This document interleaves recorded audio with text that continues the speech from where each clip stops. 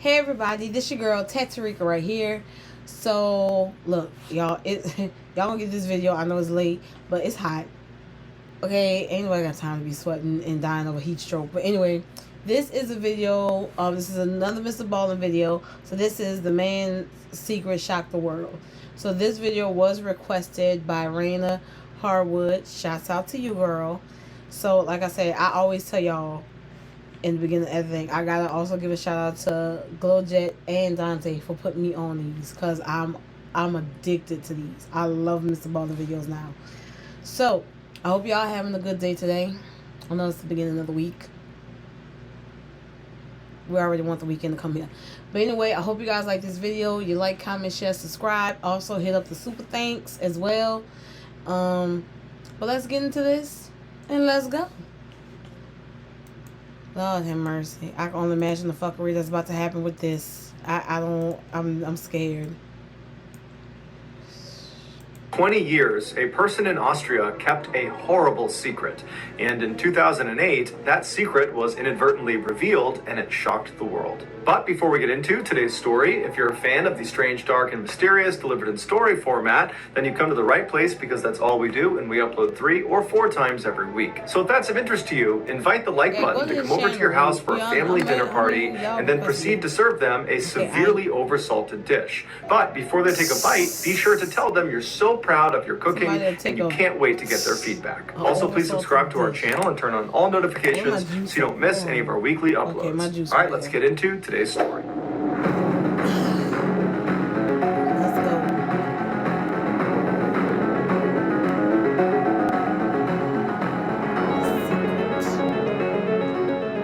On August 28, 1984, an 18-year-old girl named Elizabeth went missing.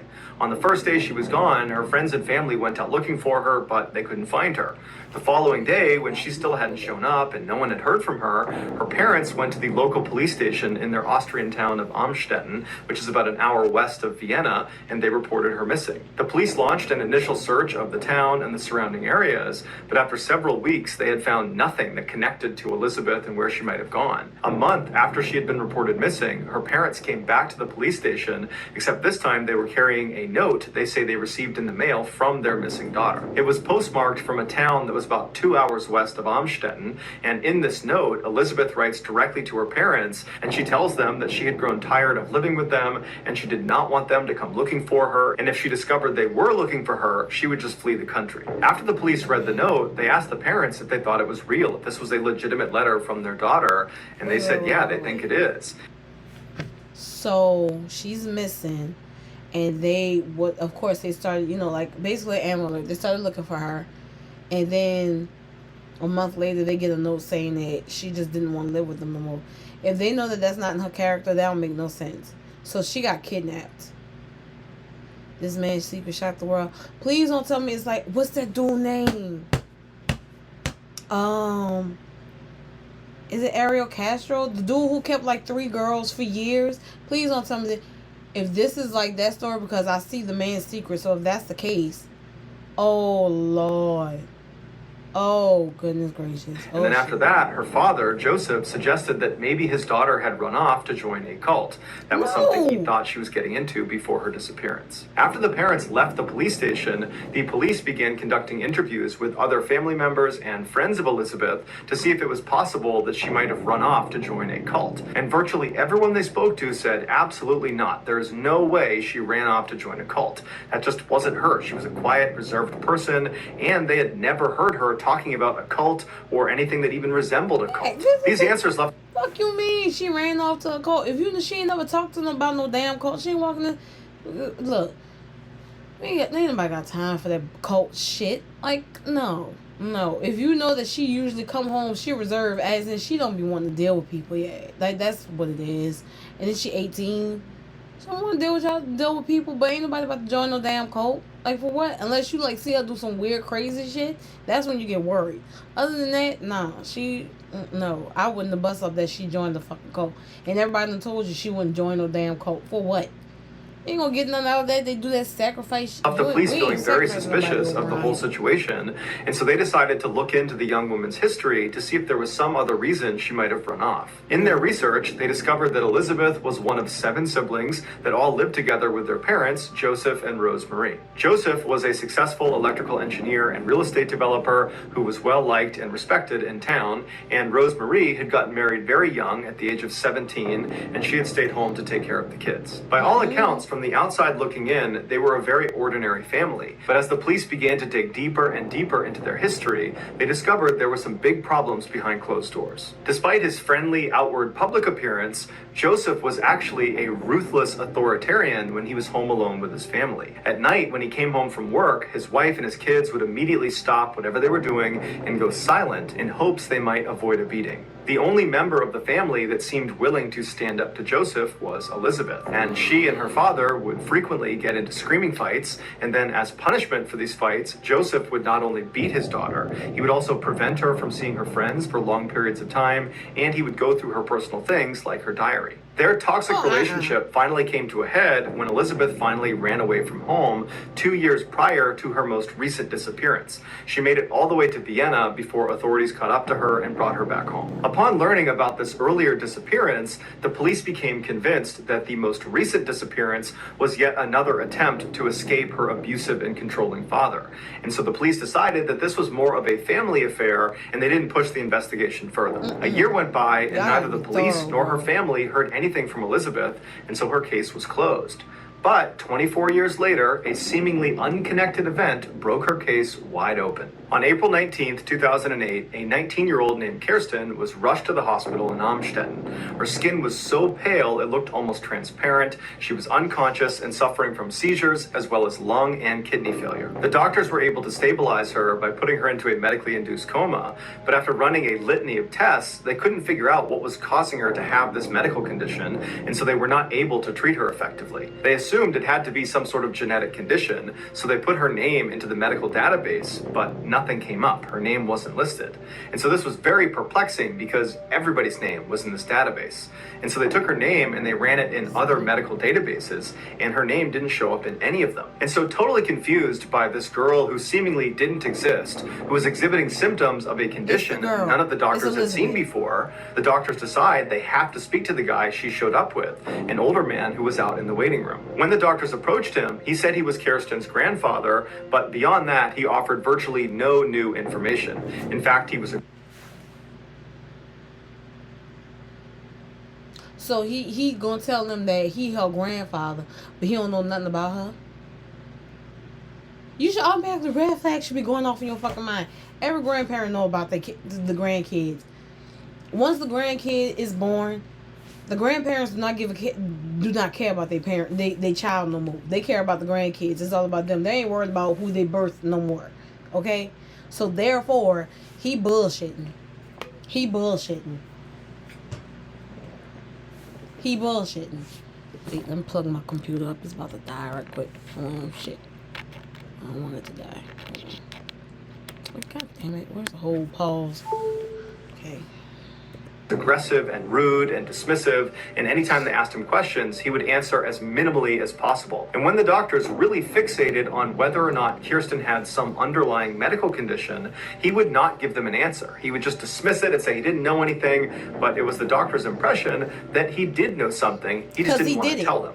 And this behavior shocked them because they're thinking the information he has could potentially save his granddaughter's life. Why wouldn't he want to give it to us? And so after this disastrous interaction with the grandfather, the doctors decided to get the police involved. There were just too many red flags not to. When the police arrived, they were surprised to find out that this older man in the waiting room was none other than Joseph, the father of the still missing girl, Elizabeth. The police asked Joseph, "What's going on here?" And he tells them that earlier that day, he had opened his front door of his house, and lying on his front step was a girl he had never seen before. It was Kirsten, and there was a note laying on her from his missing daughter, Elizabeth. In the note, Elizabeth writes to Joseph directly and tells him, "This girl here is Kirsten, and she is my daughter, so she's your granddaughter, and she's sick, and I can't take care of her. Can you and Mom take her to the hospital?" While the police had many more questions about this totally bizarre turn of events, they realized that for the time being, they needed to focus their efforts on just getting Elizabeth Elizabeth to contact them because they needed to know more about Kirsten's medical condition so they could save her life. And so the police went to the media and they put out a message on TV and on radio that was a direct appeal to Elizabeth that basically said, we need you to come forward as soon as possible and speak to us so we can help save your daughter's life. And all the messages worked, because a week later, Elizabeth, along with her father Joseph, showed up at the hospital where Kirsten was staying. When doctors asked, Joseph did not get into detail about how he actually located Elizabeth. He simply said he found her and now she wants to see her daughter. The doctors noticed that Elizabeth, who was supposed to be in her early 40s, looked like she could easily be in her 60s. Her hair was completely white and her skin was so pale it was almost transparent, just like they had noticed about her daughter's skin. And so after they checked in, Joseph and Elizabeth made their way to Kirsten's room and the pair went... No, wait. No, I'm thinking, because y'all know I watch a lot of TV. No, he must have had them locked up somewhere. And that, he was like, Kristen is his granddaughter, but that's probably... I'm gonna wait till you finish the story. Man, fuck that. He raped his daughter. And Kristen is his daughter / granddaughter with his nasty ass. That's what I'm going with. Knock that fake ass Mario mustache off his face. Went inside, and the doctors that were in there would say that Elizabeth looked terrified. She was hunched over and kind of slouched down, and she wouldn't make eye contact with any of the doctors. And as she was standing there looking at her terribly sick daughter, the doctors began asking her, do you know of any underlying health problems your daughter might have that might help us treat her more effectively? Right and Elizabeth was so scared she couldn't even talk. And at some point, the questions became too much for her, and she just turned around and walked out into the hall with Joseph. Once they got out into the hall, the police were waiting for them. They had been tipped off as soon as the doctors saw Joseph and Elizabeth come into the hospital. Elizabeth and Joseph were detained and brought to the police station, where they were put in 2 separate rooms to be interviewed. They first interviewed Elizabeth, and initially, just like in the hospital room, she was totally mute and didn't say anything. And for 5 hours, the police grilled her with questions. Where had she been for the last 24 years? What happened to Kirsten? Did she have something to do with her illness? And they kept reminding her throughout these 5 hours that if she never gave them any information, and God forbid something were to happen to Kirsten, she, Elizabeth, could be held criminally liable. And so eventually Elizabeth, in a very small, meek voice, said, okay, I'll tell you the story, but you have to promise me I never have to see my father, Joseph, ever again. When she said this to the police, they could tell she was so scared that they said, okay, fine. You never have to see your father again. We'll make sure of it. Now tell us what happened. After that, Elizabeth clutched her hands. She took a deep breath, and then she told them one of the most horrifying stories they had ever heard. A story so disturbing that it would make headlines all around the world for months. It all began 24 years earlier on August 28, 1984, the day Elizabeth went missing. On that day, she told police she was at her family home in Amstetten when her father asked her to come into the basement to help him with something. Her father, for the last several years, had been constructing a bomb shelter in their basement, and he was now only one door installation away from being done. At the time, in the early 1980s, the Cold War was still very much on, and so building bomb shelters inside of your home was a relatively common thing. So Elizabeth goes down into her basement and she sees her father's... If it's a bomb, yeah, I get it, it's a bomb shelter, but you also got to remember though, like say they drop a bomb, your house collapsed, you in the bomb shelter, you can't get out, like unless you done built a tunnel like the underground run, you're not getting out. I mean, hell, y'all got the whole apocalypse thing going on and bunkers and shit. I don't know. At this point, the moment that he come back, just take your L. Like, if you know you did wrong, you better just, hey. You better pray, bro. Repent. I ain't perfect. I'm a work in progress. But still, believe in Jesus. Standing in front of this empty frame where this door is going to go that leads into the shelter. And so she walks over and steps through the frame into the shelter. She turns around and her father hands her this door, and she holds it in the middle of the frame while he secures it to the hinges. And then once it's securely in place, suddenly he swings open the door, knocking Elizabeth backwards farther into the shelter. And before she could stand back up again, her father had run inside and pushed an ether-soaked towel onto her face, knocking her unconscious. When she came to again, she found herself chained up in the very back room of the shelter. It would turn out this bomb shelter that Joseph had spent 6 years constructing was not actually a bomb shelter. It was a prison he was building specifically for Elizabeth. To get into this shelter, you would have to go down the steps into the basement, which looked like a typical unfinished basement. And then on the far wall, you would see these shelves that had... Hold on. You sick motherfucker. Where the hell her mama at? My kid, you talk about don't go in the basement. No, bitch, fuck you. Dude, girl. Ooh. Things like paint cans and screwdrivers and other tools you would expect to find in a basement. But if you walked over to the left side of the shelving, there was a lock on the back of it that if you undid it, the shelf itself would swing out like a door, and then behind it on the wall would reveal a 3-foot tall secret door. This secret door was also locked, but not by a key lock. Instead, it was locked by a keypad lock that only Joseph had the code to. And since Joseph was an electrical engineer, he took great care in ensuring this lock never could be tampered with or destroyed. That thing was going to stay locked unless he unlocked it. When Joseph entered his code into the keypad, he could open that secret door and it would reveal this secret underground prison that was basically a winding maze of small rooms with ceilings that were too short to be able to stand up all the way in. If you walked through the secret door and actually entered into this prison, you would start by entering this soundproof narrow hallway that went on for several feet before it entered into this very small bathroom area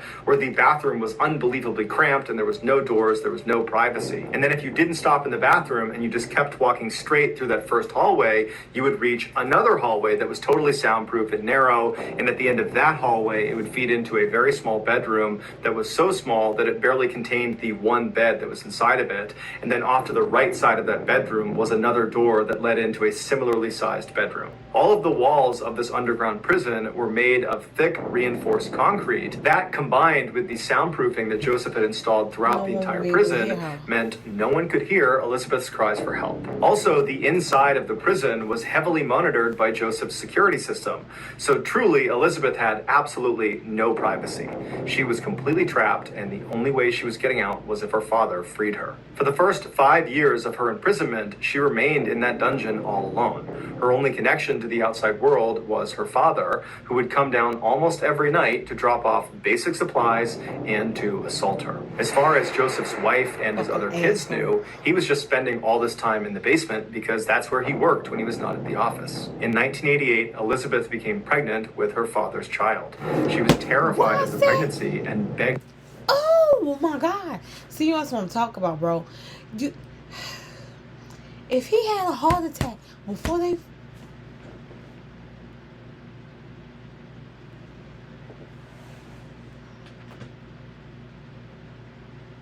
Okay,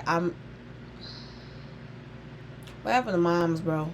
That's all I need. This was a... I know this was a Lifetime story or something. I know it was.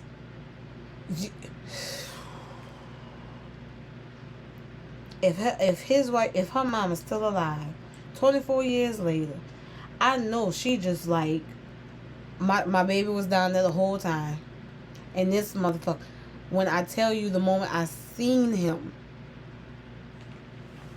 shake. Ew. Okay. To Joseph to at least allow her to deliver the child in a hospital. But he refused. He wasn't willing to potentially expose himself for what he was doing. And so he gave her a book about childbirth, and he gave her a pair of scissors to cut the umbilical cord, and he said, good luck. And so on August 30th, Elizabeth delivered her daughter, Kirsten, alone in that basement. Following the birth of Kirsten, Elizabeth would deliver 6 more of her father's children, all the same way she delivered Kirsten, alone and in the basement. In 1996, one of Elizabeth's newborn babies, Michael, was born with respiratory issues, and so Elizabeth pleaded with Joseph to take the baby to the hospital to get help, but Joseph refused. He was worried he would be exposed. And so 3 days after his birth, the baby died in Elizabeth's arms. And after the baby died, Joseph just took the body, threw it in a stove, and incinerated it like it was nothing. In the late 90s... He going to hell! Oh my God! This, I always say, you gotta really like it. This is the one time I will say I'm for screening motherfuckers before they have kids. Straight up. You need to know all that's going on up in there. You won't take your baby. First of all, it's bad enough that you raping your own child, but then you gonna have 6 of your damn children, and then the one that's sick, you just gonna, once he die, you just is put him in the stove and incinerate him. I hope that baby come back and he haunts your ass. If you are in the afterlife, I hope that baby getting your ass. He gonna turn into a goddamn dragon or something and go burn your fucking ass and see what the hell gonna happen. 90s, the 6 living children down in the basement were getting bigger and noisier, and so Joseph came up with a plan in order to reduce the chances of them being discovered. And so one day, Joseph went downstairs into the basement and he took one of Elizabeth's youngest children away from her. And then he threatened her and the rest of the kids down there that if they tried to fight back or if they ever tried to escape, he would seal off the basement and he would gas them to death. Previously, Joseph had punished the entire family by turning off their power and cutting off their food and water supply for multiple days at a time, so they knew he was willing and able to hurt them if he wanted to.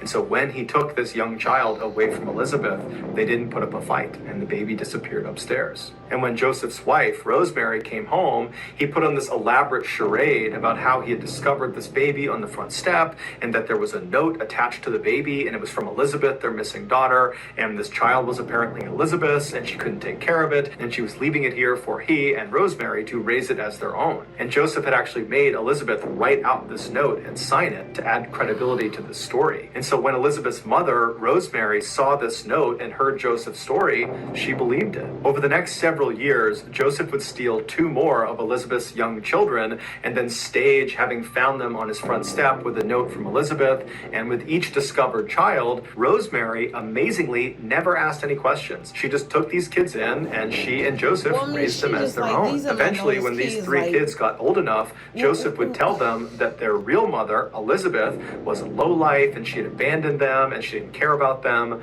when in reality, their mother and their other 3 siblings they didn't know existed were locked up in the basement below their feet. Initially, investigators believed all of these children Joseph had with Elizabeth were all mistakes, but it would turn out that was not the case. Joseph would admit that the reason he initially imprisoned Elizabeth was because he wanted to completely control her. He wanted to own her. And so he decided that if he could just impregnate her as many times as possible and make her have all these kids, even if she eventually got out of the prison, no man would want her. She had too many kids, and so she would remain his property. And so over the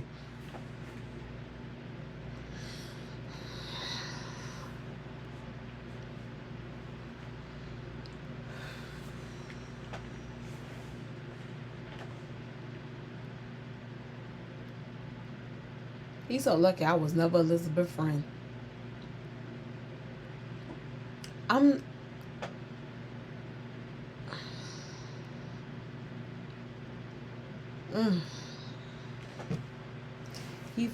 He's sick. He's sick. He fucking sick. And the entire time Elizabeth was in prison, over 2 decades, the nightly assaults by her father never slowed down. They happened thousands of times. But despite the horrific and tragic circumstances surrounding each of her children's births, she loved her children unconditionally and would spend all of her time doing her best to educate them and care for them. The 3 children that remained with her, that were not taken by Joseph, she taught them how to read and how to write.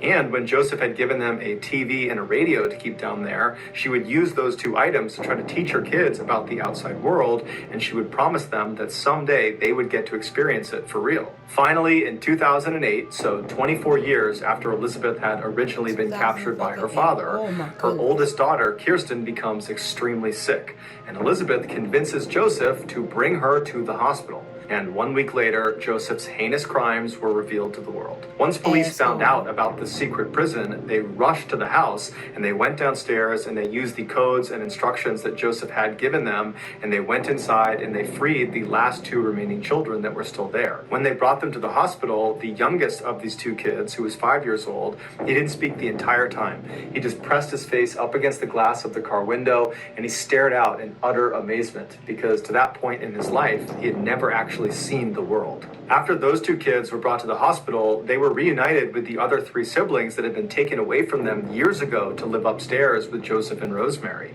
And apparently the reunion was very emotional and the kids were extremely happy to see each other. And then a couple days later, Kirsten would come out of her coma and she too would have a chance to be reunited with all of her siblings. Kirsten would ultimately make a full recovery. It would turn out she was suffering from a severe vitamin D deficiency.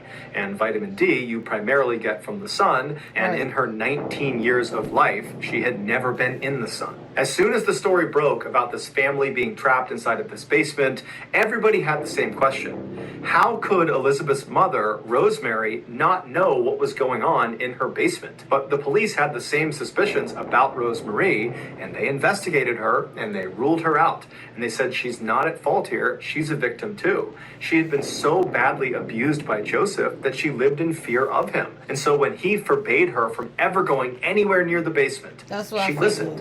And if she ever heard any strange sounds coming out of the basement, or if she ever suspected any strange behavior by Joseph, she kept those thoughts to herself because she was scared. It's also worth noting that in those 24 years that Elizabeth and her kids were trapped in the basement, Joseph had over 100 people rent out a room inside of his house that was right over the basement. And in those 24 years, not one of those tenants ever said Joseph was acting strangely or complained about strange noises coming from the basement. Well, however, one tenant who was there for a 4-year stretch had a dog with him the whole time, and every night the dog at some point would suddenly stand up, its ears would prick up, and it would start growling like it heard or it saw something. And at first, this tenant would try to see what the dog had seen or heard, but after never seeing anything, he would always just dismiss the dog when it did this at night. Later on, when that tenant figured out what was actually happening inside the house while he was there, he realized his dog was most likely hearing the faint sounds of the family that was imprisoned right below him. After a year of therapy and rehabilitation, Elizabeth and her 6 kids were given new identities by the Austrian government, and they were sent off to a secret location to start their lives over. As such, there's virtually no information about how they're doing today. However, anonymous sources have come forward and said the family has successfully reintegrated into society, and they are all leading relatively normal and happy lives. As for Joseph, he was quickly given a life sentence, and today he is one of the most hated people in his prison due to the nature of his crimes. He is so hated that in 2016, when he was out in general population, he was attacked by other inmates and had several of his teeth knocked out. And so now prison officials are worried if they leave him in general population, he'll be killed. And so he spends virtually all of his time in solitary confinement. He will be eligible for parole in 2024 when he is 89 years old. So that's going to do it, guys. If you found the secret in today's episode, let us spends virtually all of his time in solitary confinement. He will be eligible for parole in 2024 when he is 89 years old. And if he get it, then something's fucking wrong. No. That's in 2 fucking years. Absolutely fucking not. No. He was gonna get more if they hadn't saved him. He got his teeth knocked out. He would have got more in general pop. So that's why they put him in They put him in PC. They put him in protective custody. So he by his damn self all day. He can't be around people because either way it don't matter. In America, Australia, whatever, any prison, they don't play them games when you do that to no kid. And then you do that to other children. So, yeah, he was going to get it. So that's going to do it, guys. If you found the secret in today's episode, let us know in the comments what it is and where you found it. So give us the timestamp. And if you're the first to do that, we'll pin you. I appreciate you for this.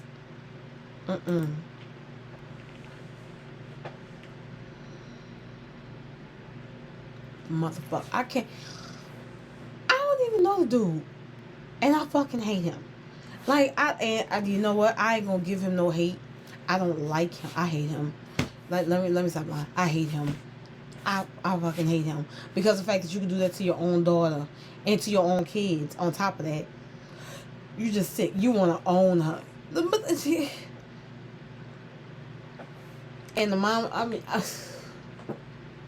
it's a double-edged sword for me with the mom, because yeah, she was. I get it. She was afraid of him.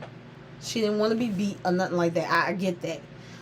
But the moment you threaten me, tell me don't ever go down to the basement, I'm automatically think you doing something you ain't got no fucking business. I'm calling the police. Look in the basement. And he hit me. This after I beat his ass with a bat. You know what? I can't beat him with a bat. Well, I wouldn't be able to beat him with a bat because you got to get the codes from him and shit. Oh, Raina, girl, why you? Oh, Lord, this just. I want to fight him so bad. And I'm an equal opportunity asshole. So the fact that he old don't mean the damn thing to me.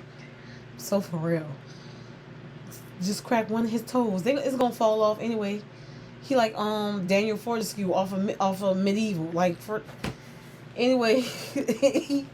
Shout out to Raina for requesting this video. I hope you guys like this video. Y'all let me know what y'all think. If you agree with me what I said, I'm beating the shit out of him. Just cut his ass off. I would shank him at a BC style. I feel so. Elizabeth, well, I don't know what your new name is, but I'm glad that you got away from him, girl. You living your life. You and your kids. You know, don't worry about anything he said just because you got whatever. Because you gonna find. I know you probably found somebody and they love you, girl. They don't even much worry about it. Now keep the shank at all times on you because we don't trust people like that. Anyway, hope you guys like this video. You like, comment, share, subscribe. Ooh, I'm so mad right now, but anyway, y'all let me know what y'all think. I'm gonna see y'all for the next video. Later. Ooh, I was shank his ass.